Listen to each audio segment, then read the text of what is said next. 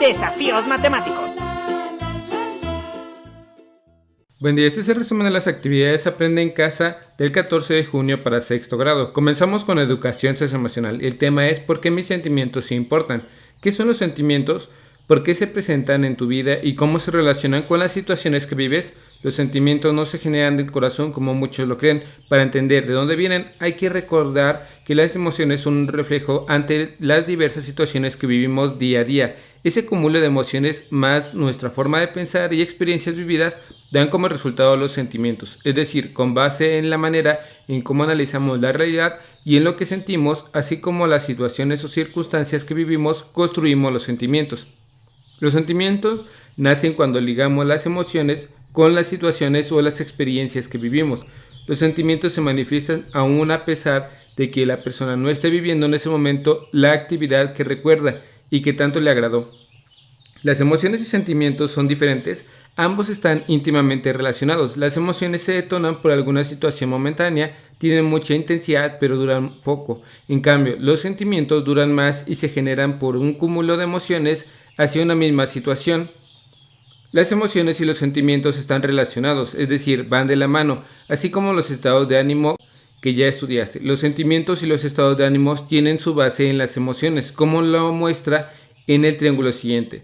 En la actividad se observa que están las emociones y dos líneas que salen de la base y se juntan en un solo vértice. Esos son los estados de ánimo y los sentimientos. Los sentimientos nacen a partir de las experiencias que vives a lo largo de tu existencia. A diferencia de las emociones, los sentimientos ocurren en tu interior, no siempre se manifiestan. Una persona puede tener un sentimiento de amor hacia otra persona, pero si no lo dice o no lo muestra, la otra persona nunca podrá saberlo. Así que también puede suceder en el enfado o en el rencor.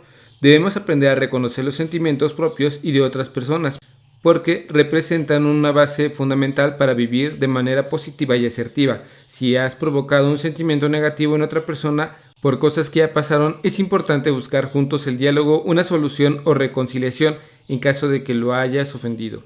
De esta manera serás capaz de cambiar un sentimiento negativo por uno constructivo para mejorar la convivencia. Los sentimientos tienen que ver con lo que es importante para ti, se relaciona con lo que haces y por supuesto con tus decisiones para lograr las metas que te propones. El reto de hoy es el siguiente: aprende a reconocer y expresar tus sentimientos. Te pueden ayudar a decir todo el tiempo, mis sentimientos sí importan. Dibuja a la persona a la que te gustaría manifestar tus sentimientos, por ejemplo, algún amigo o amiga que extrañas mucho y no lo has visto durante esta pandemia o alguien con quien no has resuelto alguna diferencia. En el dibujo escribe el sentimiento que sientes por la persona.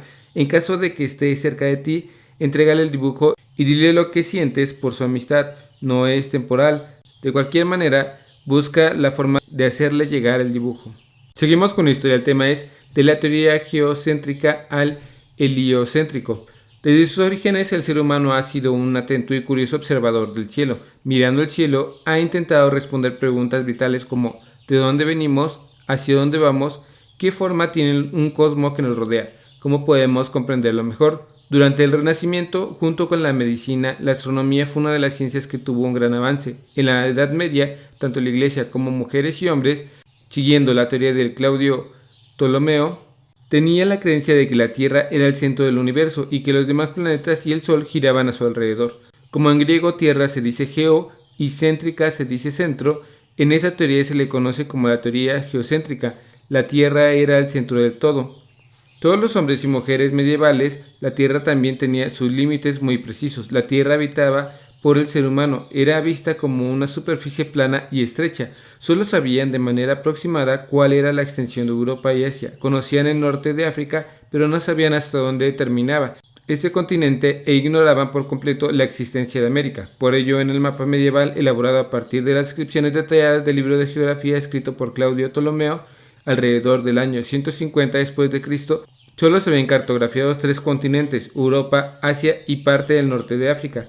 Pero fueron las navegaciones ibéricas en el Océano Atlántico hicieron volar en pedazos la imagen estrecha y cerrada que tenía del mundo habitado por el ser humano, y renació la idea de la esfericidad de la Tierra. Además, estudiosos observaron el cielo, comprobaron que la Tierra no era el centro del universo, sino tan solo un cuerpo celeste que giraba alrededor del Sol.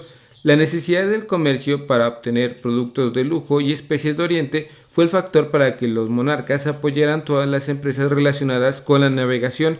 En 1492 Cristóbal Colón buscó una ruta del occidente llegar a la India, sin necesidad de pasar por las costas del continente africano. Sin embargo, hoy se sabe que llegó a un nuevo continente, América. En 1498, Vasco de Gama realizó el primer viaje por toda la costa de África hasta llegar a la India e inauguró una nueva ruta comercial que exploró la monarquía de Portugal. En los mapas que se crearon durante el siglo XVI, el mundo se amplió, se hizo más grande, más abierto. Ya no solo aparecían representadas Europa, Asia y el norte de África, sino que ahora aparecía África dibujada en toda su extensión y sobre todo aparecía representado un nuevo espacio geográfico que al principio no se supo bien a bien si era isla, península o continente, América.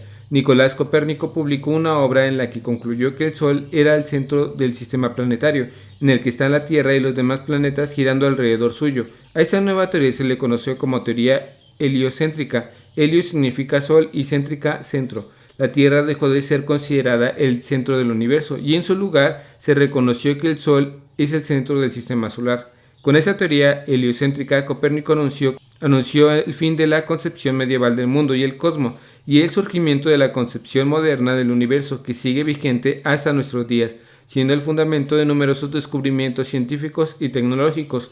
Para que no olvides que hubo un tiempo en el que dos teorías coexistieron. Dibuja en tu cuaderno de historia ese esquema. Si observas bien te darás cuenta que se trata de un esquema en el que debes dibujar de lado izquierdo la imagen medieval del mundo que se conoce como teoría geocéntrica, en el cual aparece la Tierra como centro del universo, y del lado derecho de tu esquema debes dibujar la teoría heliocéntrica, propuesta de Copérnico y Galileo Galilei durante el Renacimiento, en el cual el Sol ocupa el centro del sistema planetario, en el que se encuentra la Tierra girando alrededor del astro solar.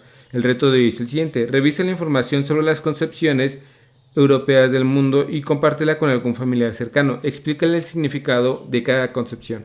Seguimos con geografía. El tema es cómo actuar ante una situación de riesgo. Observa el cartel siguiente que habla acerca de ¿qué debes hacer durante un sismo? Este cartel es importante porque en México es muy común que haya sismos y es bueno que la gente conozca qué es lo que se debe hacer cuando se presenta uno.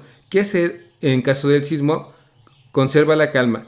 Protéjanse de objetos que se puedan caer. No cruce ante maquinarias y áreas de almacén. Siga las rutas de evacuación a la salida de emergencia más cercana. Al salir del edificio, retírese de las ventanas, paredes o techos. Diríjase al punto de reunión y esperen instrucciones.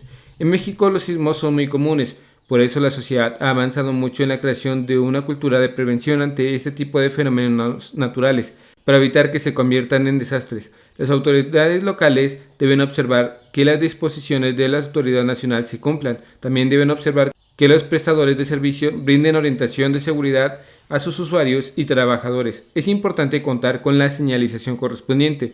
A la población le corresponde estar alerta ante un evento de riesgo, respetar las indicaciones de las autoridades y poner en práctica la cultura de la prevención que ha desarrollado. De esta forma, es como se establece una corresponsabilidad de prevención ante un riesgo. Para que se produzca un desastre, deben intervenir varios factores. Primero, identifica que peligro y riesgo no son los mismos. Peligro es cuando una población, un lugar o un ecosistema enfrenta una amenaza, es decir, una posible causa de riesgo. La información es la clave para saber qué hacer y cómo actuar ante una situación de riesgo. Es mejor y más barato para las sociedades prevenir un desastre que reponerse de uno. Para ello, la información juega un papel muy importante ante la presencia de un riesgo en una sociedad o en un ecosistema. Estar informado hace que la gente se encuentre preparada ante una amenaza. En cuanto a los riesgos que puedes enfrentar una población, se identifican 4 diferentes tipos: riesgos geológicos, riesgos hidrometeorológicos, riesgos biológicos y riesgos antrópicos.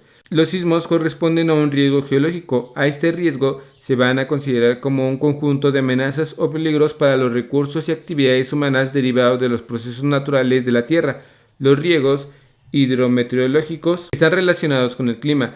Ahí están los ciclones tropicales, las inundaciones provocadas por lluvias extremas, entre otros fenómenos naturales que pueden afectar a la población. Los riesgos biológicos se presentan por la posibilidad de que ocurra un evento adverso ocasionado por la liberación o densidad de agentes biológicos, como es posible exposición a microorganismos que puedan dar lugar a enfermedades. Los riesgos antrópicos son aquellos provocados por las acciones del ser humano. Están identificados dentro de los riesgos a las guerras, las explosiones, derrames de sustancias químicas de forma intencional o accidental también. El reto de hoy es el siguiente. Revisa la información necesaria para saber actuar ante una situación de riesgo. Elige los carteles más significativos según la localidad donde vivas y compártelo con algún familiar cercano. Explícale las acciones que puedas tomar en cada caso. Espero que este video te ayude un poco. Si conoces a alguien que le pueda ayudar a este video, comparte. Dale like y suscríbete. Saludos.